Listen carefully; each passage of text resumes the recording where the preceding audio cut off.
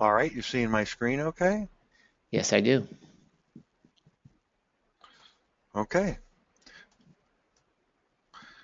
Okay.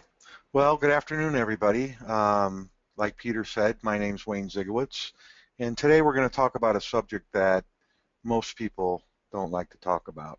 We're going to talk about suicide. Uh, the first part of the presentation, we're going to talk about what suicide is and the generalities of suicide. We're going to talk about responding to suicides in your community, and then we're going to, at the end, look at um, suicide in our business in emergency responders. So a little bit about myself. I've been in the fire service for 33 years, and part of um, part of my experience with suicide, I'm going to kind of show you how I ended up on this topic. I will tell you, you can see my experience there.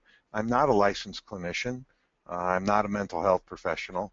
I'm a fire chief here in Littleton that stumbled upon a subject that I found out most paramedics and firefighters have very little experience or very little education in. So um, suicide affects all people, all races, all sexes, all nationalities. It crosses every boundary, and there's no group that is immune from suicide, including first responders.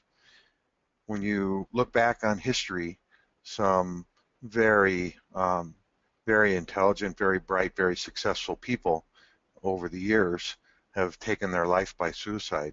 And this list could surely be very long. Um, I've just shown you a few. Hunter S. Thompson took his life here in Colorado. That's where I'm from. Took his life with a gun in Colorado, and I could easily make a list that will go on and on and on. I just listed a couple of people that I thought were um, somewhat interesting, very successful people who ended up taking their lives. I think we were all shocked uh, in 2014 when Robin Williams took his life by suicide. A person who seemed like he had everything going for himself. I think it shocked the nation. And I think it brought an awareness to suicide, and this is really coming out of the shadows. And when we talk about first responder suicide, um, we're going to talk about the cluster suicides that have happened around the country in our business that are bringing some awareness to this problem. So here's my class outline. Normally this is my class is a couple hours long. I'm going to move through the first part of this fairly quickly, but we're going to talk about the scope of the problem here in the United States. I'm going to show you here in Colorado the scope of the problem. We'll talk about choosing death by suicide, commonalities and myths, and at the very end, you see, we'll talk about suicide prevention and first responder suicide. So I hope by the end of this you'll understand the scope of the problem and be able to identify the risk factors, not only in not only in the people in your community, but in your fellow firefighters, fellow EMS people. We'll talk about the EMS response procedures that Littleton has put in place here, responding in our community, and how to help survivors.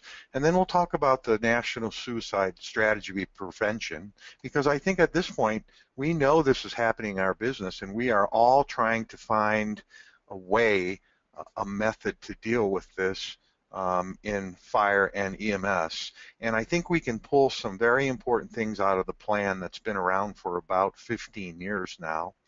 And then we'll talk about the call to action and how we help first responders. So a lot of references that I've used in this presentation and in a research paper I'm going to talk to you about. I want you to look at the very last one. This was a very recent thing that came out in 2012. Go on the internet and find this. This has a lot of good information about suicide in our business.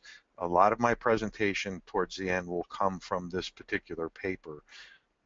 So a lot of resources out there, and they've been out there for a very long time. I want to kind of go over the terms very quickly. We're going to talk about depression.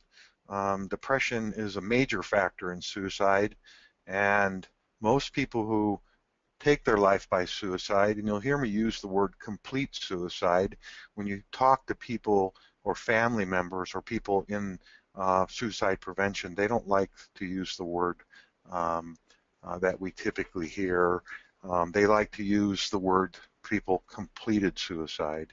Um, so the gatekeepers in society, that's us. And in the plan, in the national plan, the national plan calls for the gatekeepers in society to be trained in early recognition of people who are in crisis. And in my years in EMS, I can tell you that I had never had a lot of, I can't even think of any training in suicide prevention or identifying people who are suicidal. Intentional injuries, they're the ones that result from purposeful action, as suicide is. Means and method, we'll talk about that a little. Somebody has a plan for suicide, we'll talk about making sure you interact with them and ask them, what are the means you're going to use? What are the methods you're going to use? We'll get into that a little longer. Postvention, I think we see that now. We're all struggling. What can we do right now when someone takes their life in our business? Now we're looking for strategies to try to stop this in the future. Prevention, that's what we would like to be. We'd like to be operating from a prevention standpoint instead of a postvention. Risk factors, we're going to talk about those, what they are related to suicide. And then you'll hear me talk a lot about stigma, not only by our society, but by the people in our business. You know, we're stigmatized when we have mental health issues or substance abuse issues in our society, and the same thing happens, we'll talk about this later, same thing happens in our own business.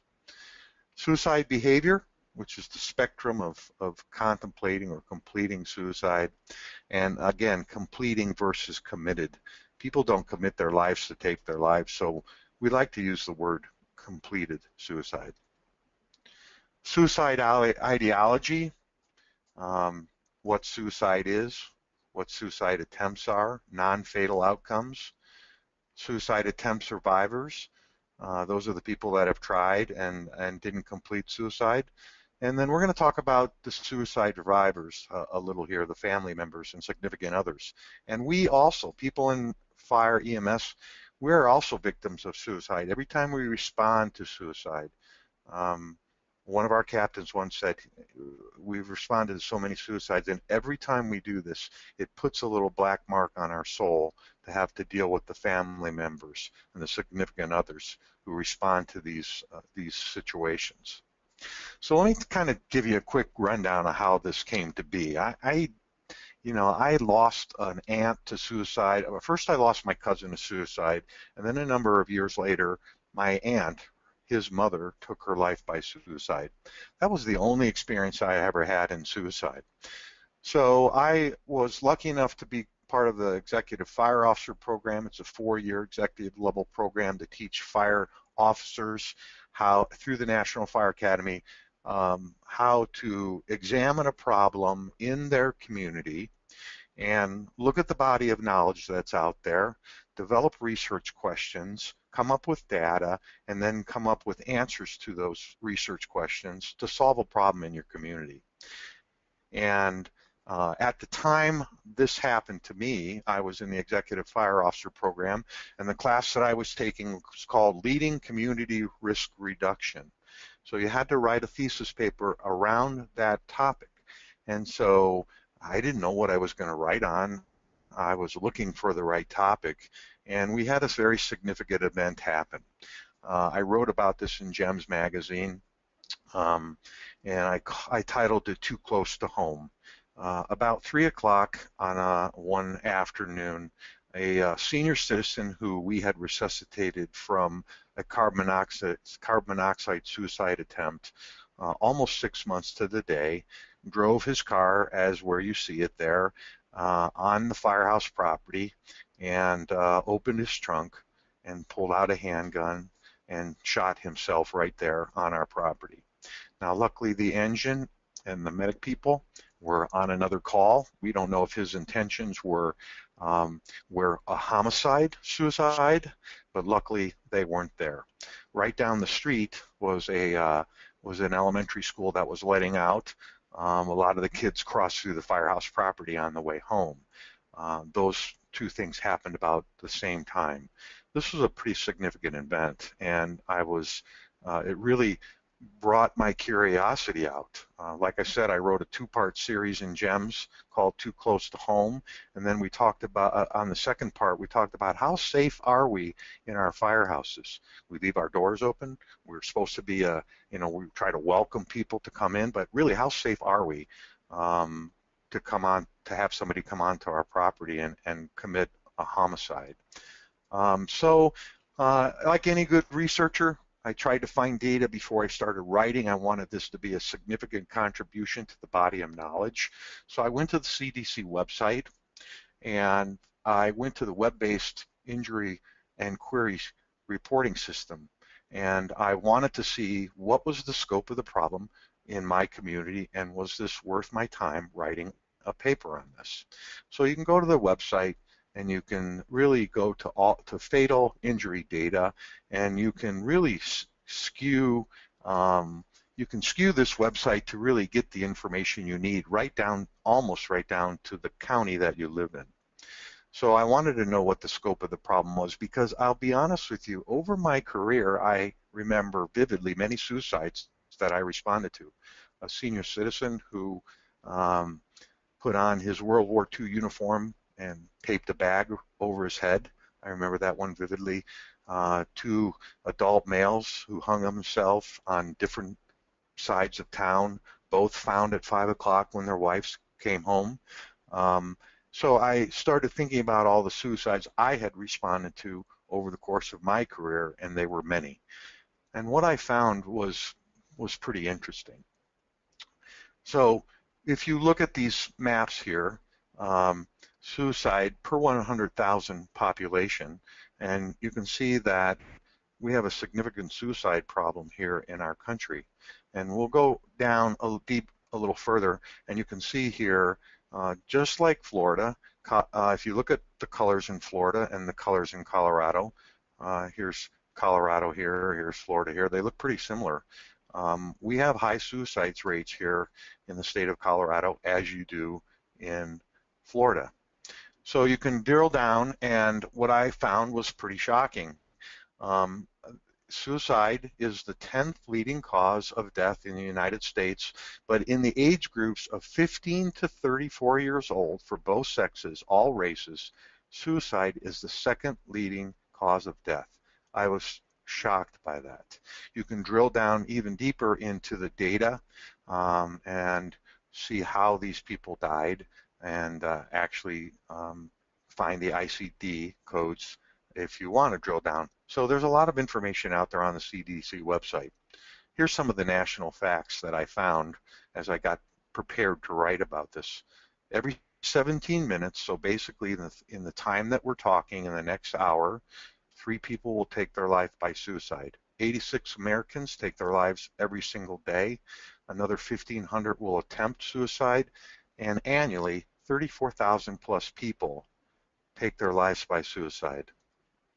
It's the 10th leading cause of death, and over half those suicides occur in men aged 25 to 65. And more males take their lives than females. Other national facts, 72% of the suicides are white males.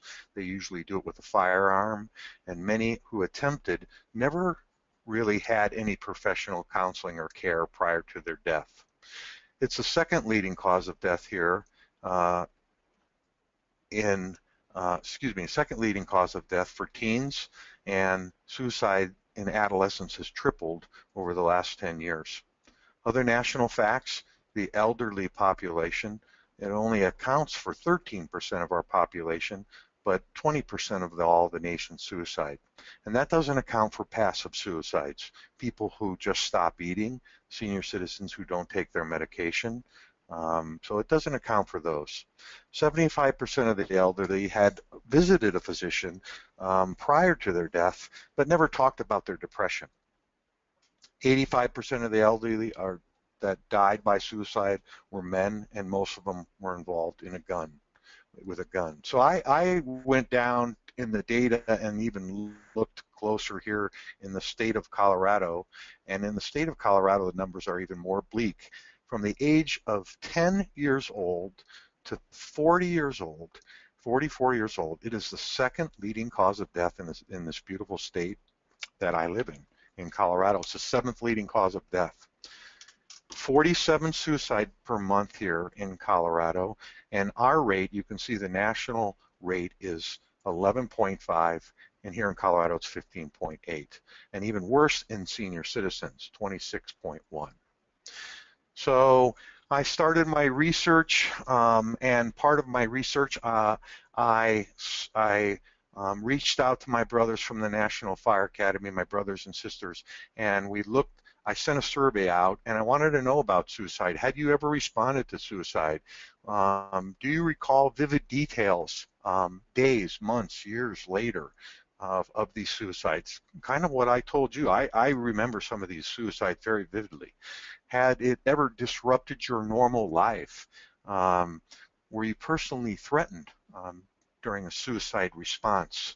And most people were unfamiliar with the National Suicide Prevention Strategy, which had been around for 15 years. And 48% didn't know anything about any state programs. So what I found is that most first responders actually have had very little formal education or awareness training on suicide or suicide prevention. So let's talk about suicide. And when I talk about this, I'm talking from, this is what I learned, this is what I learned. Let me get a little drink here. This is what I learned talking to suicide survivors, suicide members of families. So this is third-hand account of the things that I learned during my research. That suicide is a very complex problem. It is very difficult for most people to understand how someone could take their life. In many cases, like in Robin Williams' case, it's very difficult to predict. Many of these deaths could easily be prevented with quality mental health care. But people don't like to talk about these problems, and I will relate that back to the fire service, to EMS. When you say you have a mental health problem, you get stigmatized by society, and people tend to push you away. We'll talk a little bit more about that when we talk about the fire side of this and EMS side of this. People who have survived and family members say that this is an awful way to die. The suffering is very private and inexpressible. The mental suffering can go on for a long time. Suicide is rarely very spontaneous, and it's not uncommon for these deaths to be very violent. And the family members would tell you that they're left with just unfathomable loss and guilt, and the confusion and devastation that happens after a suicide are beyond description. So here's what's known. We know that certain conditions may predispose people to suicide, that certain environmental conditions, certain sectors of society are more vulnerable. It crosses every social, economical background. There are no boundaries, age, gender, and culture. It happens to every part of society. There's a few myths about suicide, that the suicide survivors are somehow the cause of their death. This is a grave misconception. Society needs someone to blame, and they blame it on the survivors, that they pushed this person to take their own life. And like I said, that's a grave misconception. There are so many multiple factors involved, and we'll talk about these during the course of this, but there are very many multiple factors that are involved. A lot of suicides turn out to be homicides. Well, when you look at some data from Los Angeles, only about 8% of apparent suicides were actually staged and were homicides. Suicide death is a crime. No state that I could find when I did my research said that suicide was a crime. People who complete suicide are failures. I think from the list that I showed you, you can see many highly successful, famous people have completed suicide. Suicide, here's another one. Suicide is inherited or genetic. It is not. It is a learned behavior that perpetuates within families. Kind of what happened in my family. My nephew or my cousin takes his life, and 10 years later, his mother takes her life. All people who choose suicide are insane, and we know that's not the case. Some people do not have any behavioral disorders. That it is usually unpredictable. Well, to the contrary, most people will give warning signs or clues leading up to their death. Really, suicidal people are not all unhappy and are not all depressed. People who talk about suicide usually don't follow through. If someone that you're working with or someone in your family is giving you those clues and warnings, do not ignore them, because 75% of the people will complete suicide. They gave clues and they gave warnings. Suicidal people intend to die. Actually, to the contrary, most people are ambivalent. They're hoping that someone will come along and save them and take the time and effort to be sincere in helping them.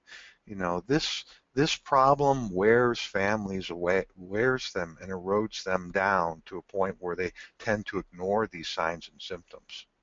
If a person becomes suicidal, they're suicidal forever. Actually, this is a transient state of mind, and if we can get that person through their crisis time and get them to the right mental health people, they actually can be saved. That suicidal crisis, once it has occurred, that the outward improvement of a person means that the risk is no longer over. Actually, some data show that 3 months after improvement, people get a renewed energy to take their lives, and they'll try it again. That those who try and fail will not try again. Actually, attempts increase the risk of people trying it again. So people who've attempted suicide, who now become depressed again, should be watched very carefully and monitored and by a licensed counselor. People with substance abuse generally don't kill themselves. Actually, some data shows that about 1/3 of all suicides are completed by somebody that has an alcohol dependency, and that alcohol can be a disinhibitor. So maybe in a case where someone would not have taken their lives, alcohol in fact was a disinhibitor that led them to complete suicide or have an impulsive suicide. Asking if someone feels suicidal and talking to someone about it, suicide will increase their risk. This just the opposite of true, and that's one thing I did. We trained this whole program. I've trained all of my folks here at Littleton to understand that you need to engage people that are suicidal in discussions to find out really how lethal they are, and that it is not going to cause them to take their lives just by talking about it. Talking actually eases the person's anxiety, and if you're sincere and you show that, they're willing to open up to you. It allows the opportunity for them to talk about their feelings and where they are in life. There's a little help for those contemplating suicide. Actually, seeking therapeutic support and guidance can greatly reduce suicide and speed recovery. Early recognition is key, not only for the people in your community, but for your brothers and sisters that you're living with in a firehouse. It is important to know the signs and symptoms and recognize it early and get them the help through qualified therapists. Some of the commonalities about suicide is that the common purpose of suicide is to seek a solution to a problem that these individuals have in their life. And the common stimulus is to end an intolerable psychological pain that they're experiencing. Their common emotion is that they are hopeless, that they have thrown out all of their coping mechanisms, and they are helpless and hopeless at this point. Other commonalities is that the common cognitive state is ambivalence. They've got to the point where they don't care if they live or die. The common action is escape, to escape the pain that they're feeling every single day. I liken it to a physical ailment. If your shoulder hurt you every single day, every waking moment, you would want that pain to go away. And that's the psychological pain that people are feeling in a suicidal condition. They want that to go away. The common interpersonal act is the communication of their intent along the way. The common perpetual state in suicide is that we have thrown out all coping mechanisms, and now we constrict, we tunnel, and we have narrowed our choices. And at the very end, people see this as a very logical choice. Suicide, like I said, is rarely spontaneous. It's a long-term wearing away of an individual's ability to cope with life.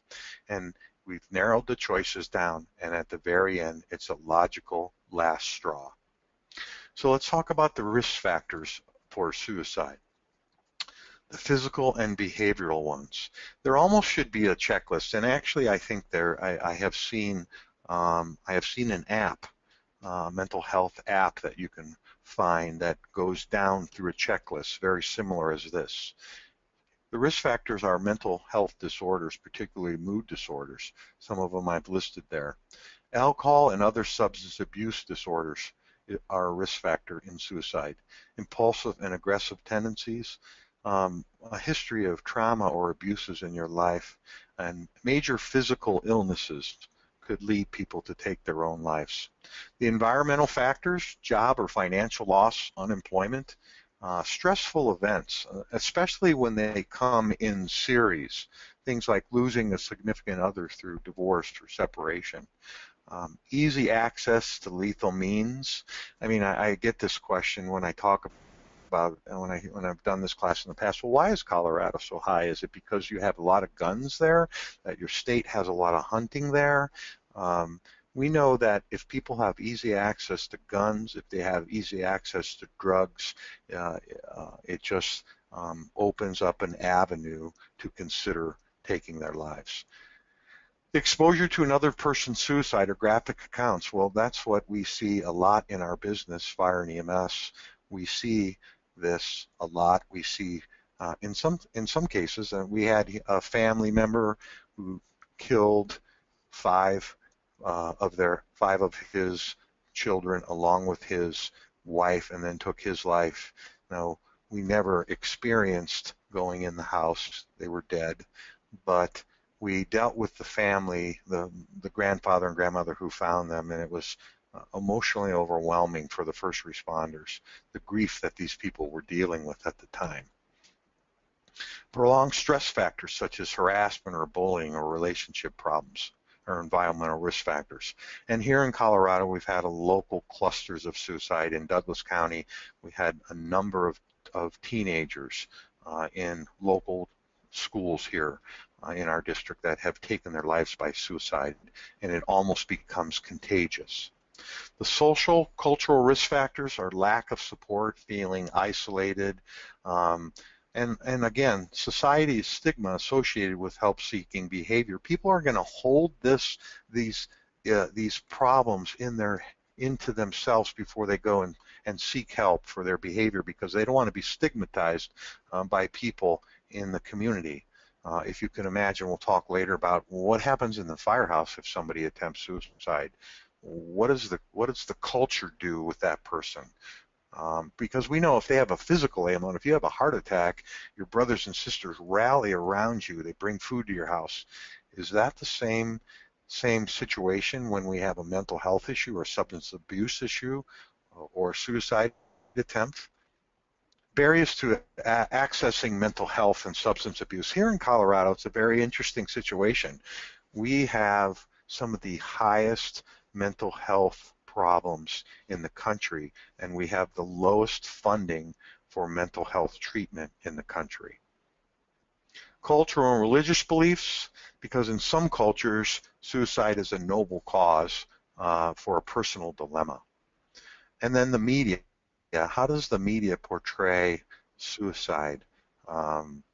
Sometimes they make a joke of it, and that's one of the things in the national plan. It talks about how the media portrays suicide and working with the media for them to understand that this should not be portrayed other than a serious public health problem. Other historical risk factors: people who have had previous suicide attempts or have a history of suicide have a higher risk for taking their own lives. So let's talk about those left behind, the survivors and the victims who have to go on and deal with this terrible loss day to day. There are three kind of groups of survivors. The primary survivors who are close are the immediate family. The secondary survivors are the friends and neighbors. And then the other victims, the other tertiary survivors, are us, first responders who go to the scene and have to declare death, have to deal with the family and deal with the grief. We are also victims of suicide. When you look at the numbers, each suicide intimately affects a minimum of 6 people. So if you have 34,000 people who complete suicide in a year, that's roughly 204,000 survivors yearly. Almost 6 new suicide survivors every 17 minutes, and 1 in 62 Americans will be affected by suicide in their life. So here's what the survivors told me. I mean, I attended a number of suicide prevention programs during my research. I talked to a lot of family members, and they tell me what fire and EMS says to them during their moment of crisis when a loved one has completed suicide was remembered for their whole life. That it is important to understand that we have to train first responders on how to realize that the impact of what we're going to say in that short amount of time, 20 minutes to a half hour, that we're there with the survivor is going to be remembered forever and ever. And so in our short amount of time, we want to make sure we don't re-traumatize the survivors by saying or doing the wrong thing. We want to be the support for them so they can start to grieve and start the healing process in the short amount of time, 30 minutes that we may be with them. Dr. Edward Schneiderman was a big researcher who'd been involved with suicide for a long time. He talks about post-vention, so what happens after suicide when we get there. The impact, both positive and negative, of the suicider's ability to cope really starts with us and how they're treated, what we say, what kind of support we get to them. So it's important that we try to minimize the effects of post-traumatic stress for them by being their support system during a very terrible time in their lives. Suicide is not uncommon when a family member takes their life by suicide, that another family member who is so distraught then takes their life by suicide. In Littleton here, we developed, as part of my research paper, we developed a standard operating procedure for responding to suicides. And if you want to contact me, I'd be glad to share that with you. So let's talk a little bit about emergency response to suicide. It starts with our communication specialists. Communication specialists need to be trained in how to handle suicide callers. All suicide situations become very volatile. In a neighboring fire department here, we had a man pull up to a firehouse. He's on the line with dispatch, sitting in their parking lot when he took his life. A very sad situation. So we teach our communication specialists to determine, first of all, what's the caller's location. We need to try to find out where they're at if we don't know, get law enforcement there to try to interact with the suicidal person.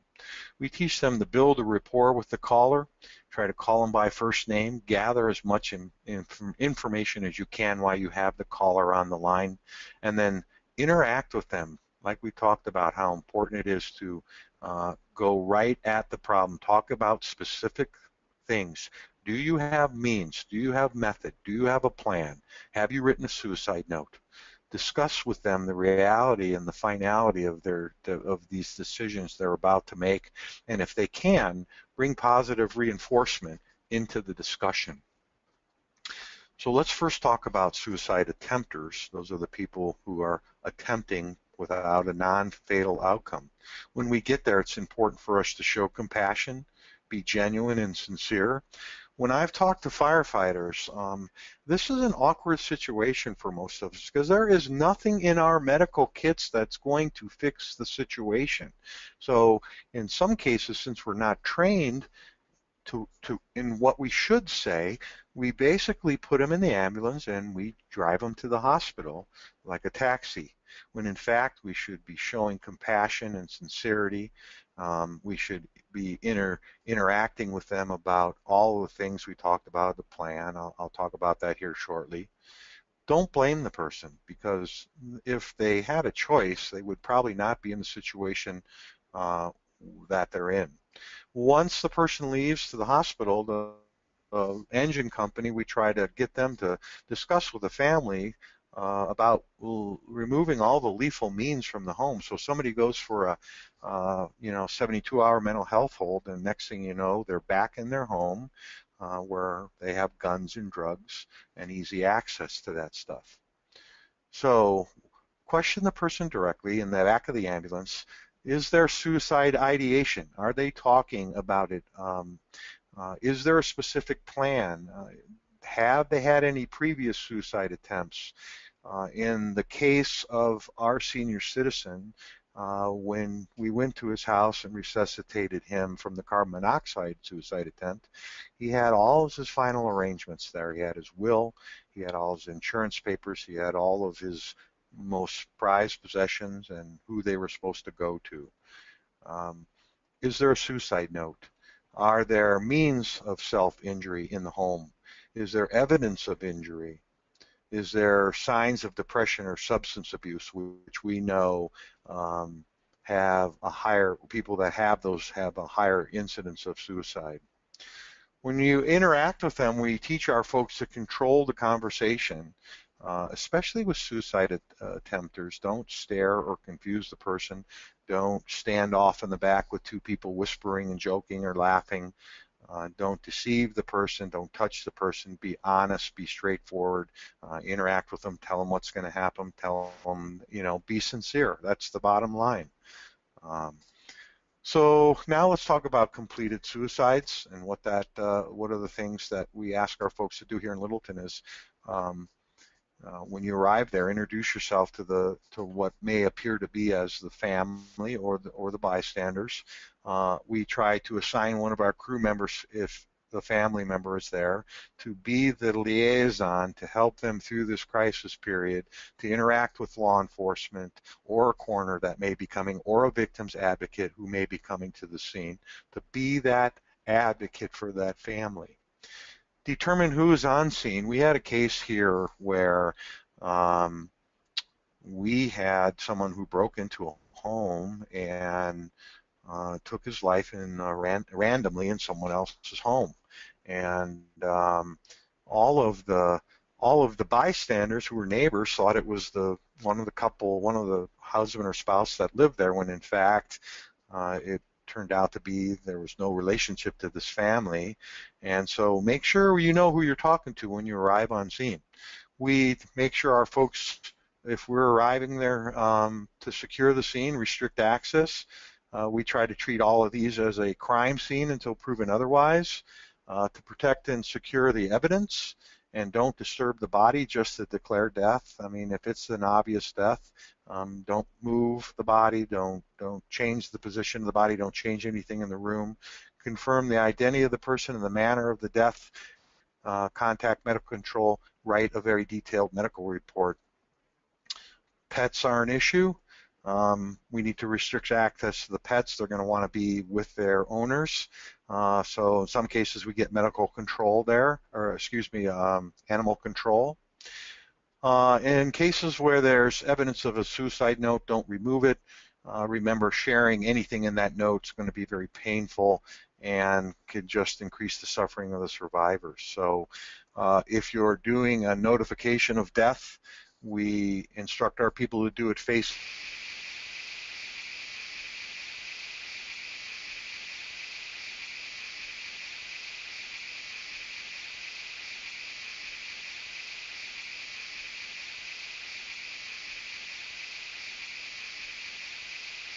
to face in a very show compassion. That's an important part of helping someone during their grieving process. Be direct, not suggestive, and use the deceased first name.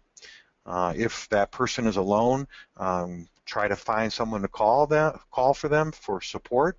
Answer any survivor questions. Spend time with the survivors. Don't just declare death and run out. Spend some time with these folks. They need us there.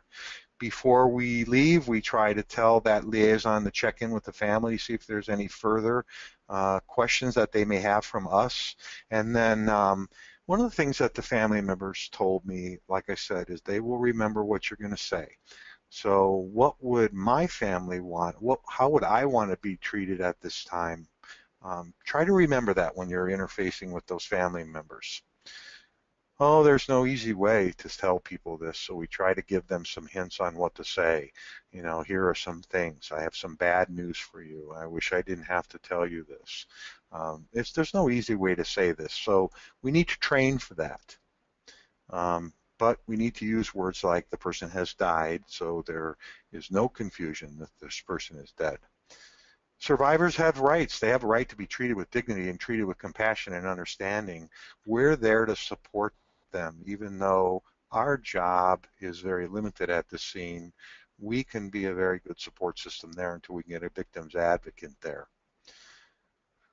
Survivors need some, you know, this is what they've told me. They need someone there for them. They need somebody there who's compassionate and caring, that they allow to be grieved at their own pace, to be left alone but not abandoned, and to be told of assistance. What is assistance? The social services. So here in Littleton, we developed, as part of my research paper, we developed suicide brochures that we leave. We don't have to hand them to them. We just leave them there on a countertop. So people have resources. They know where to call. A little bit about suicide, how to talk to your children, how to move forward afterwards. Because we really do care, and we want to give these folks all the mental health resources right there at their time of need so they don't have to look for them. So we give them all the resources that they're going to need in the next 48 hours to try to reach out to get support during this terrible time in their lives. What they don't need to be is they don't need to be treated as part of this terrible act like they were responsible. So you need to be very careful on what you say and be truthful and treat them with compassion. And they don't need to feel intimidated. They need to feel like they're supported. So cleaning up, I mean, this was an issue with the call out at Station 13 with a gentleman shot himself. You know, now we have kids coming through the parking lot. We're restricting access, but we have blood, body tissue right there in a public place. So we pulled an engine up to block all of the parents picking their kids up, to block the scene so they wouldn't see the gore. In this case, we had to remove blood from a public place. Hopefully you have a standard operating procedure about that, like we developed that. If you're interested in having that, you can get that from me. There are companies that will come out and clean it up. In most cases, immediately in public places, the fire department is going to be asked to do something about it. In homes, we have had some family members who prefer to clean up after themselves. But we developed a standard operating procedure for these situations, and it incorporates how to clean it up, the importance of body substance isolation, all those things. So I'm going to touch a little bit here on suicide prevention. We won't spend much time here, but the National Strategies for Suicide Prevention has been around for 15 years. Like I said, 30 years in the business.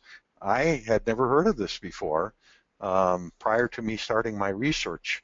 And if you are out there and you want to try to have, if you're trying to put together some suicide prevention for your fire department or in your community, there are some really good tips here that we should follow from the national strategy. I've listed some of them here.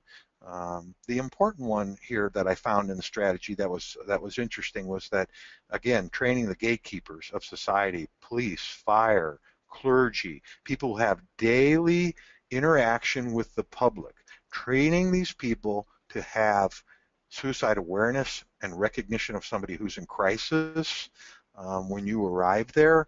That training had never happened here in Littleton. That was part of my research paper was to put a training class together, kind of what I'm doing here for you today. The other thing here is improving reporting and the portrayal of suicide in the media. We talked about that, and supporting research on suicide, and expanding surveillance. I'm going to talk here shortly about surveillance of suicide in our business. There's nobody really tracking the numbers of firefighter, EMS people who are taking their lives anywhere in the country at a government level. And I'll talk about that here in a second. So let's turn our attention to first responder suicide, a call for action. I think many of you who may have signed on to this website are looking for what are the things that are out there that can help me take care of my people. I will tell you, here in Colorado in the last year and a half, we've had 3 first responders take their life. The last one was just a month ago. So I think we're all looking for those answers, and I will tell you a lot of this stuff is in its infancy and it's being developed now. So out of the shadows, there's been recent reports of firefighter suicides in the states that I've listed there. And my God, I've been in the business for 30 years and this has never come up before this. It was a little surprising for me. I grew up in Chicago, in the Chicago area. Let me get a little drink here. I grew up in the Chicago area, right down the street from a firehouse.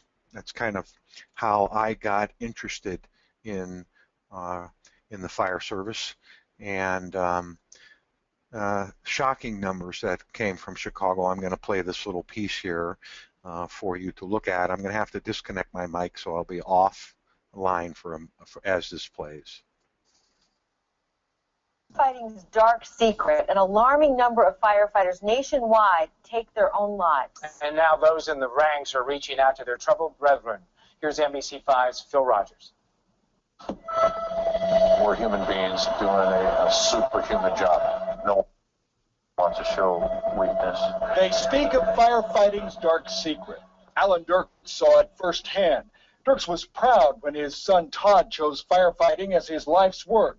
Heartbroken when he took his own life. I know he saw things that he never expected to see. There is a new focus on suicide in both the active firefighting ranks and those who have retired from a lifetime of heroic service. You've seen it all, and this shocked you. Absolutely. Chicago Battalion Chief Dan DeGrise says even he found it hard to believe the numbers. 15 years into his career, he knew of only one colleague who had taken his own life. And then, 08 and 09, we had 7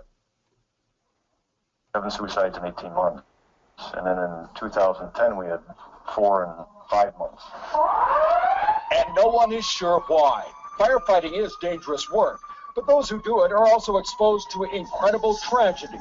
Burn victims, car fatalities, horrors most of us will never see. Once we put our uniform on, we brainwash ourselves into this is how we have to act. We cannot show any type of weakness. Palatine Fire Captain Jeff Dill tracks the numbers, assembling data on nearly 500 fire suicides across America. There were 58 each in 2012 and 2013, 11 last year in Illinois alone. Nearly 24 of the suicides in the last 2 years were retirees. I've had numerous firefighters that have taken their lives within a week after retiring.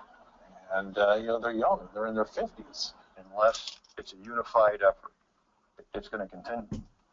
And I don't want to see the numbers keep on going up. Both Dill and DeGrise now engage in intense outreach programs, urging firefighters and paramedics to share the pain of their jobs. We are human beings, and we're susceptible to our emotions and our behaviors, and that it's okay to ask for help. Likewise, Chicago is now addressing the issue here at the Fire Academy level, with new recruits warning them that while the job is heroic and richly rewarding, firefighters are often the first witnesses to shocking tragedies. Our firefighters and our paramedics see the type of trauma and the type of things that nobody else would see in a lifetime. It is a concern raised by firefighters themselves about each other. Alan Dirks says he wishes his son would have had that kind of help. After all, he says, the problem runs counter to everything firefighting is supposed to represent. Todd's fear always was, once you show, your vulnerability, then maybe you're not strong enough to do the job. And I know that's definitely not the intent of folks in this compassionate business. The numbers don't stand still. Captain Jeff Dill sent us a message last night that he had learned of still one more tragedy, this one from Michigan. That makes 21 fire suicides nationwide so far this year. Phil.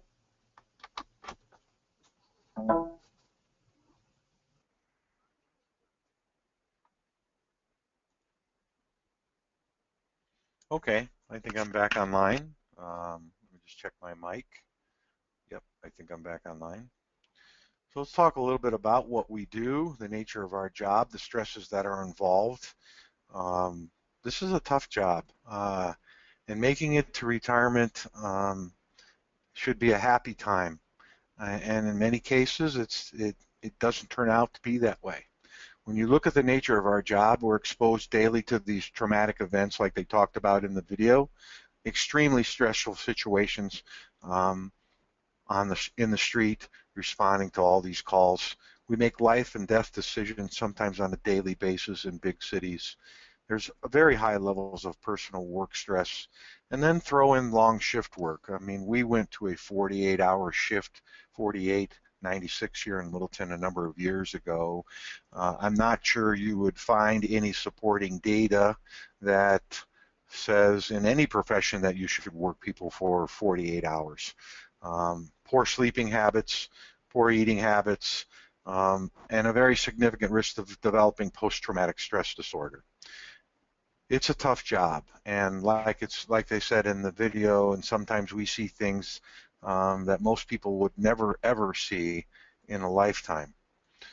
And then this is a word that I came across in my research, splashover, and that's when the pain and the agony and the grief of the victims and what we see splashes over onto first responders, and it adds an extra burden of stress to the things that they're dealing with in their normal everyday life, families, finances, all of those things that we deal with. And now this grief and this agony splashes over and increases our personal stress level. A number of things I've written about on suicide. In this particular article, we talked about resiliency and how suicide affects EMS providers. And Mike Grill and I wrote an article about resiliency, which I'll talk with you about here shortly. And that this is really a quiet epidemic. Nobody's really talking about this, but it's great that we're starting to get this awareness out there. Behavioral health awareness issues in our business are finally coming to light, because we are the hidden victims of all these disastrous events that we actually respond to, and post-traumatic stress disorder is something that we surely could have in our careers. It's kind of been described as the mind fighting the body to release all these painful memories that we have of certain events, and who knows why some firefighters can go 30 years. We just retired a guy, 41 years here at Littleton. Pretty good career, never developed post-traumatic stress disorder. But on the other side, how some people develop post-traumatic stress disorder, it's a very interesting scenario that people can go 41 years and see all these things and not be bothered by them. But we know that people with PTSD have a greater risk of suicide, and it also can lead to depression and alcohol abuse. The factors of post-traumatic stress: excessive exposure to horrific events, especially if you're working in a busy department. We're a medium-sized department here in Littleton, and we do not have a slow station. We run 14,000 calls out of 8 stations here with 125 people. We're never slow here. When there's personal level of involvement in a traumatic event or sustaining a significant physical injury, I'll relate back to Columbine High School, which was in our district, which we responded to. some of the, excuse me, those kids in that school were people from our community, friends that we knew, their kids. During the event, our people were fired upon by the perpetrators, so there was risk of significant injury.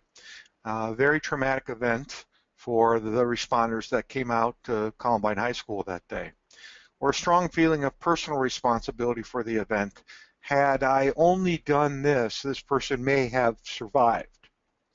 Or an intense, and that can also create intense feelings of guilt once you leave the scene. First responders work, as I say here, we have a higher than average risk of misusing substances to help us get through these hard days after the calls. And we know that 52% of people with post-traumatic stress disorder are also diagnosed with alcohol abuse or some drug dependency. And when you put those combinations together, it can produce a 10-fold increase in the risk for suicide. The arousal symptoms, and maybe you've seen these in your brother and sister emergency responders out there, restlessness, sleeplessness, the inability to relax, being jumpy when those calls go out, difficulty concentrating on even the most simplest things. The intrusive symptoms of reliving the event over and over, mentally replaying that in your mind when you go to sleep, the intrusive dreams, or hearing or feeling or seeing those parts of that event over and over, whether you're in the firehouse or you're at home. And then the avoidance symptoms of just emotionally shutting down. You're not happy, you're not sad, you have no emotions. And then avoiding those triggers that you know will bring back these bad memories of similar events or similar victims or similar conditions. We know that depression, we know post-traumatic stress disorder can lead to depression, and it's a major risk factor in suicide. And a lot of people in this country suffer from depression at all ages, even young teenagers. 10 to 15% of the population suffer from depression. And nearly all suicidal people, somewhere along the line, suffer from depression. All of these signs and symptoms that I've shown you in front of you, have you ever seen those in your brothers and sisters? And then what did you do about it? Did you talk to them about it? Did you have that courageous conversation with them about what's going on in their lives? That can lead to substance abuse. If you look at some statistics, 8.2% of the general population suffer from some kind of substance abuse. In some studies, and it's believed that these are widely underreported, that substance abuse in public safety professionals can be as much as 3 times that of the general population. So what are the symptoms? Sometimes we joke around about it, we laugh about it, we engage in it, but all of these symptoms that you see here should be warning signs, should be warning flags for you if this is going on in your household or in your firehouse with some of your brothers and sisters. The psychological stress that we deal with, it's a natural ongoing thing. We have good days and we have bad days, but the stress that we deal with in our job can produce biological reactions. It could change our thought processes. It changes our health. We have mood swings. We're no longer productive at work. All of that leads to relationship problems, which just continue to increase the person's depression both at work and at home. Anxiety, you can develop anxiety disorder, which is kind of termed as nonspecific worries that will interfere with your daily functions, and it can occur long after the call is over. It can occur after the call, weeks later, to the point where the tones go off and you become immediately anxious no matter what the call is. I'm going to use an example for you. This guy, the picture you see in front of you is Ryan Cooper. For some reason, when I was doing my research paper, I don't know how Ryan Cooper ever found out about me, but he reached out to me, called me out of the blue, told me who he was. When I originally got the call and he was telling me about his situation, I had a lot of doubts. I went to the internet and I looked up Ryan Cooper. Ryan Cooper was a very heroic firefighter who was sitting on his couch in July in 2010 when a plane crashed into his neighborhood. He went out to his truck. He grabbed his bunker gear and he literally went from house to house trying to rescue people, pulling out live people who were still living and dead people and children from a crash in his neighborhood. He was deemed the badass of the week and received the Firehouse Heroism Award. That lower picture on the right is that someone actually took of Ryan Cooper during this whole event that was happening right in his neighborhood. It was a terrible scene, and Ryan Cooper was a hero. He went on talk shows. He was admired for his work that he did, the people that he saved, and after that, Ryan Cooper's life went downhill. He began to have anxiety disorder, post-traumatic stress disorder. He started drinking. His relationship with his family went downhill. He got divorced. He lost his job at Lake Mary Fire Department.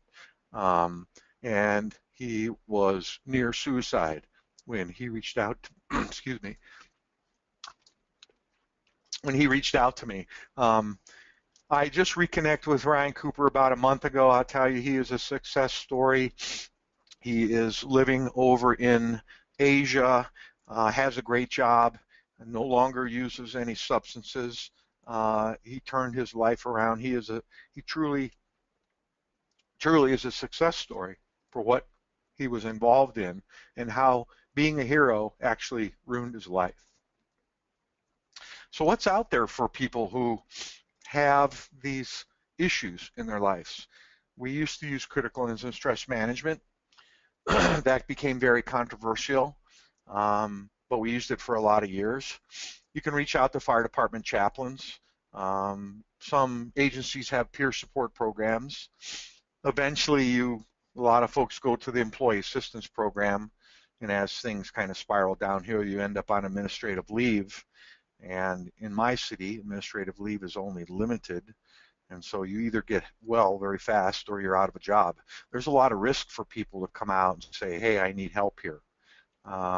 And there's not a lot of avenues for them to get help. So let's talk a little bit about firefighter suicide. A couple of things I've written in Firehouse Magazine. The thought of a firefighter taking their life really strikes at the core value of who we are: resiliency, strength. It really hits home when a firefighter takes their lives. And if you've ever been to one of those funerals, it's really emotionally pretty overwhelming.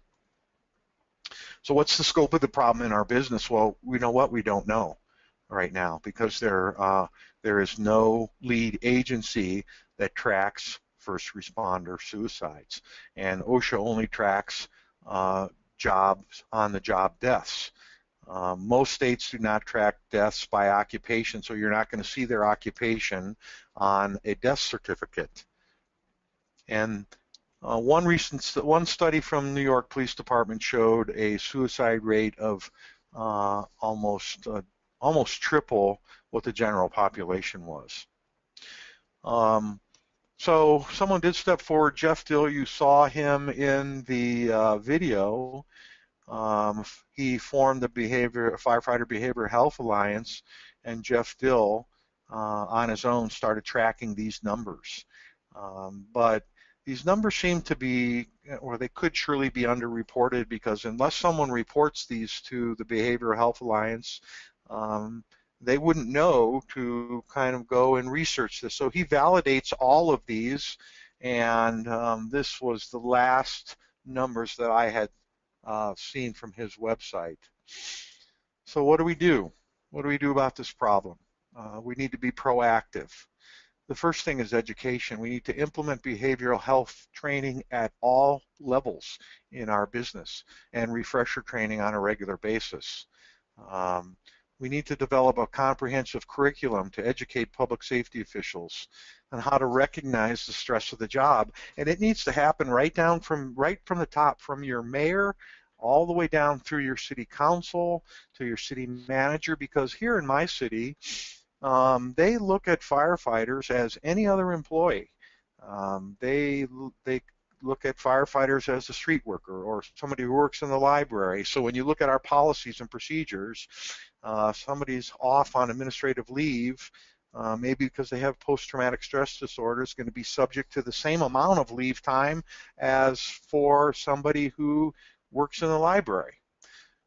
Folks at the city level really don't have a good idea of what we deal with on a regular basis, and in many cases we're treated like any other employee in the city, when in fact we're not. We need to deploy healthy support mechanisms and encourage help-seeking behavior and let people know it's okay to ask for help. Somewhere along the line we need to take the risk out of that, and that's a big thing here. People don't want to come out and talk about it because they know their job's on the line, and we have to fix that. We have to do pre-retirement trainings to cope with separation anxiety. After living a third of your life in the firehouse, and then all of a sudden, after 41 years, that goes away. We have to be mentally prepared for that. We have to have reactive services. Here's a good one, safecallnow.org. This is a crisis trustworthy 24-hour, 24/7 crisis referral hotline dedicated to first responders. It's run by retired first responders, but it gives us an avenue to start reaching out for help without having to do it locally and risking our jobs. And it gives us the opportunity for wives. You know, if the husband doesn't want to reach out, and the wives are suffering at home with a husband who has post-traumatic stress, it gives them an avenue to reach out and talk to somebody about their situation without risking their jobs. We need to do occupational mindset modification. I just want to touch a little bit on the sacred fraternity, the brotherhood, all of those names that we call it out there, because the culture is not kind to people with mental health problems. I've seen it happen right in my own organization. And people who have physical ailments, boy, we rally around them. But that does not happen with people with substance abuse issues or mental health issues. So now what happens when one of our heroes, attempts suicide and goes through therapy, and we put him back in the firehouse? Is he accepted? Do we put our arms around him? Is it the you go, I go? We're all together, we're a brotherhood? In most cases, that's a very awkward and difficult situation. So we need to create programs to change the cultural attitude of help-seeking behavior for people who have behavioral health issues. Other recommendations: when we select employee assistance programs and counselors, we need to make sure that they understand who we are, what we do, what are the stresses that we encounter. They need to come and ride with us. They need to see for themselves the things that we deal with. I'm the logistics chief now, but I was the EMS chief here for 16 years, and I was the EMS chief when we had to deal with Columbine High School. And I had a number of responders who were looking for help, and we had counselors who didn't understand exactly what we went through out there. And we almost had to interview the counselors so we can hand-pick them to make sure we had the right people interfacing with the folks who were suffering from what they had experienced out there. We need to train candidates when they enter the fire academy or enter your academy, your EMS academy, on behavioral health issues. We need to start right at the very start of their career so they understand this isn't all glory and lights and siren, that there is a price that you may pay for being a firefighter.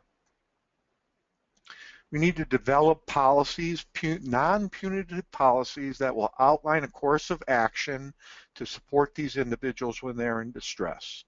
And those policies need to be in place with the individuals understanding them up front, that this is not punitive, that we want to keep you here, we don't want to lose you, and we're here to support you. One of the things that has been happening, and we did it here in Littleton, is resiliency training, to train people to be resilient people with the skills they need to weather those ups and downs in their career. So we've done that here in Littleton. We did some resiliency training. Dr. Phil Callahan and Dr. Michael Marks have a resiliency training program.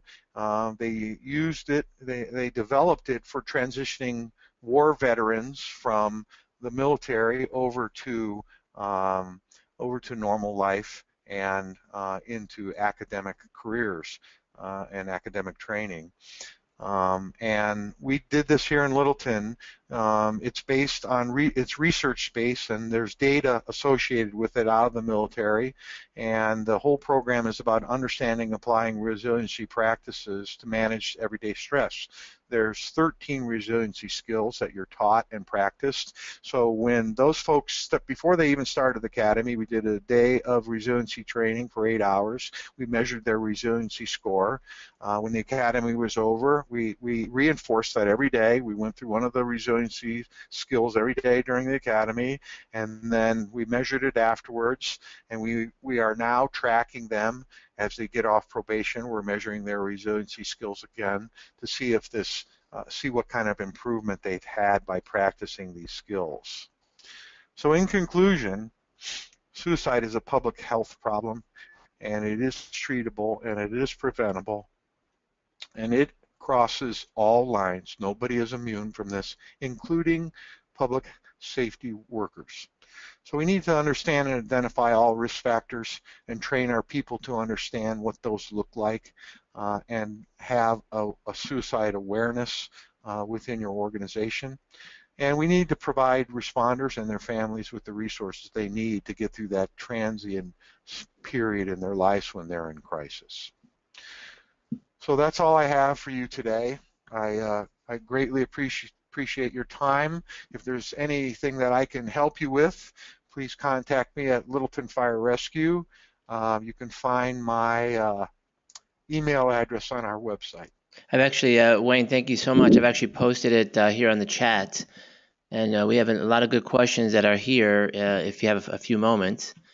First, I want to mention, I thought this was an amazing and very comprehensive talk, and really the feeling I have as I'm sitting here is that there's so much to be done here, and it's almost a double-edged sword in my opinion, because as you said, the type of people who go into the fire service, the expectations of those type of people, but then on the other hand, the type of responses that they have to see every day and do every day, it just doesn't jive.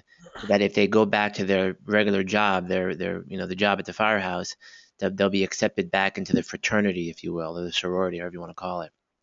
And so this is really it's kind of scary for me, because I look back at my own job, and I'm primarily a pediatric ER doc, and even I have 3 young children, and I found myself sometimes at night, like going back into the room at night, making sure that they're still breathing, and it's happened to me, even though I think of myself as a pretty sturdy kind of person. What are your thoughts about that? I will tell you, Dr. Antivi, that a good thing is that we now have an awareness that there is a problem. We can't ignore that problem. On the federal level, we need to have some grant money to start studying this problem. But there is so much work to do. And if you have a suicide of a first responder in your community, like we had 3 here, you are grasping for answers. You're looking for support. You're looking for who has policies. What are we doing out there? And to be honest with you, a lot of this is in its infancy. But a good part of this is that there is now an awareness that that this is affecting people in emergency response as emergency responders. And that's a great answer. And really along that topic, there's a question here coming from Brian, who says, do you have any advice for a department which is dealing with a recent suicide, but whose administration shows no interest in changing policies or doing anything for their firefighters as far as mental health goes? What resources do the line guys have available to them for setting something up?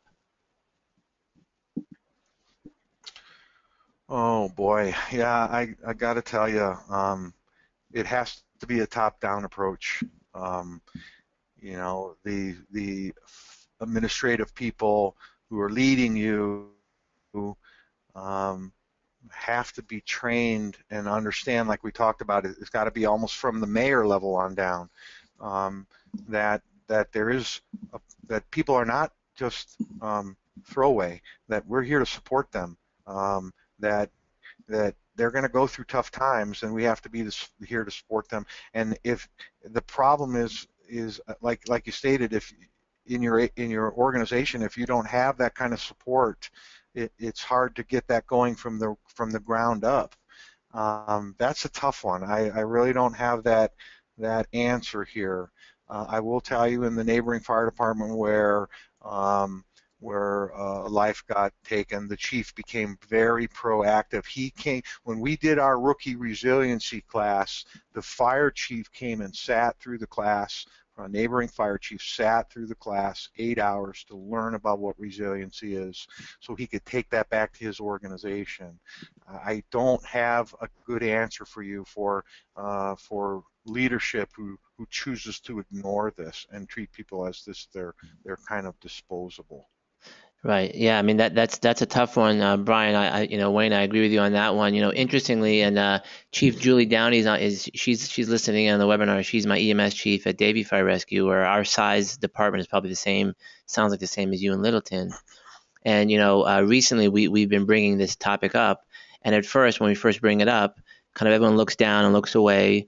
And then when you let the silence sit in for a little bit, and you make them aware that this is normal and this is okay to talk about, boy, everybody starts talking, and the folks who are about to retire start talking, and it's really something that I think just has to start. I mean, again, I'm no expert, but Brian, if I think that if everyone starts to talk about it at the department, and maybe there's a grassroots effort to start something, which is what Chief Downey and I are trying to do, and the reason for this webinar, really, Wayne, the reason we got you here is because I really want to start something here in Broward County that is not just a CISD thing and a reactive thing. I want it to be something that is there all the time, that we are talking about it freely and openly. Like, it's not a when is it going to happen. It's not a if it's going to happen. It's when is it going to happen to you. And I wanted to bring up another question here. I will. Go ahead. Yeah.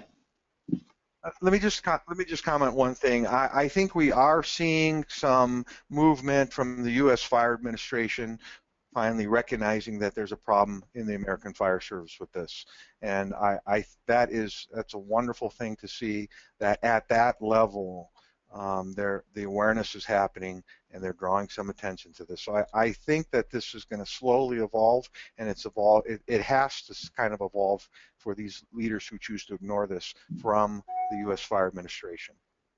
Right, and hopefully there is that awareness that comes from the top down, because I think then it'll be like, okay, everyone's talking about it, let's just talk about it now too, type of thing.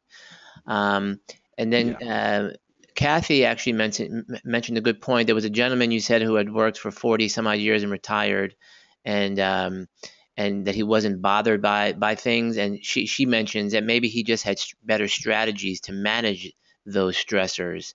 And so, Wayne, do you think that's an individual thing? Do you think that's a learned trait? How do you think people do end up 40 years later without kind of those issues per se?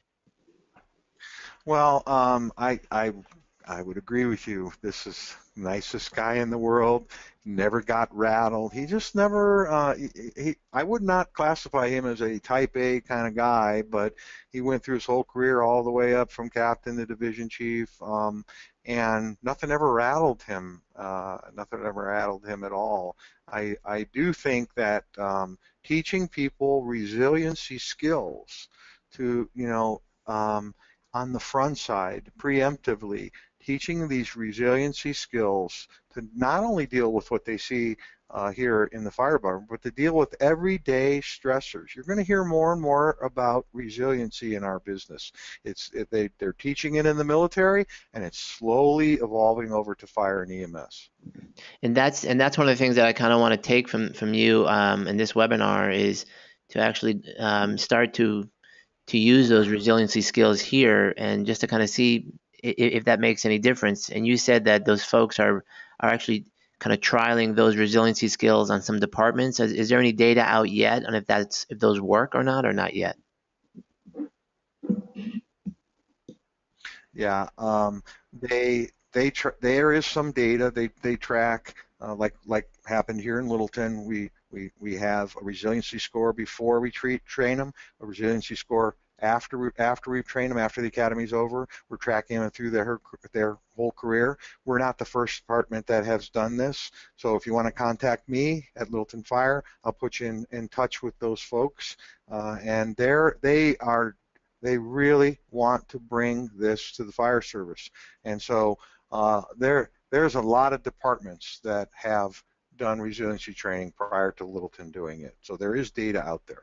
Oh, okay, perfect. And then just to finish up, Alex, he had several comments really at the very beginning and throughout here. And one of his comments, which I thought was important, you kind of touched on. He said that that folks who find the completed suicide, that their pain is multiplied by a significant percent. So I think that's something that you had spoken about, like the victims of the folks who find a suicide. And I think you said that for every suicide, there's 6 additional people who are affected, and those people I think are lost in the shuffle. Do you agree? Correct. Yeah. Right. Yeah. So the people that in the community, obviously, they need resources, and that's what we decided after my research, that we're going to produce brochures for these folks, because they're going to need help. They come home and find a loved one who had completed suicide. So that was part of our decision, is that let's provide them with the resources right at the time of need, not so they have to search through a phone book. But let's provide those resources in a brochure right there at the house while we're there, and that's what we've done here in Littleton. Do you see this almost similar then to like just having a death? For example, when we see lots of drowning deaths and kids who have sleep-related deaths and so forth. To me, we see the same type of kind of post-traumatic issues, and with like, let's say you have a 1-year-old or a 4-month-old who died, and then the sibling we see months later, and that person is now in our mental health room. They're being Baker acted because they saw a sibling die, or they had to resuscitate their own sibling and so forth. It's almost the same type of issue. Yeah, it's similar but different post-traumatic stress from the event. Mm-hmm. Right. Okay. Wow. Well, Wayne, this has been very enlightening, and I hope everyone felt the same way. I will send out an email, a follow-up email with the information and the follow-up, and I've already given everyone your number and your email address here on the webinar. And I wanted to thank you so much for what you've done, and we're going to be looking towards you for our leadership in this arena in the future. So thank you so much, Wayne. Appreciate it. All right. Thank you, Dr. Antebi, and I hope everybody has a good day and stay safe out there. Okay. Thank you. Have a great day, everybody. Bye. Okay. You too. Bye.